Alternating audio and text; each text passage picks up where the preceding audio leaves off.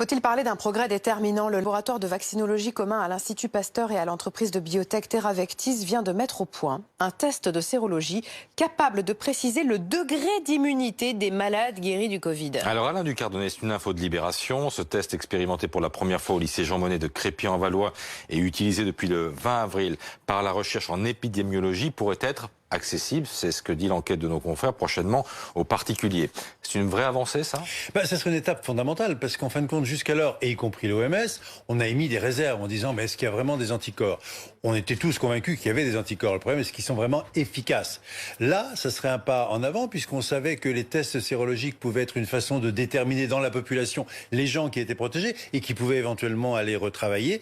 Donc si vraiment on a là une vraie spécificité, sensibilité, c'est-à-dire pas trop de faux négatifs, c'est-à-dire des gens dont on pense qu'ils sont protégés, alors qu'en fait ils ne le sont pas. Et comme ils ne le sont pas, eh bien, ils vont mener une vie normale et risquent de s'infecter à nouveau. Donc oui, je pense que ça serait un pas extrêmement important, avec un autre élément, est-ce qu'on est prêt à l'industrialiser suffisamment pour répondre à la demande? Alors dans l'article, en tout cas, le chercheur dit oui.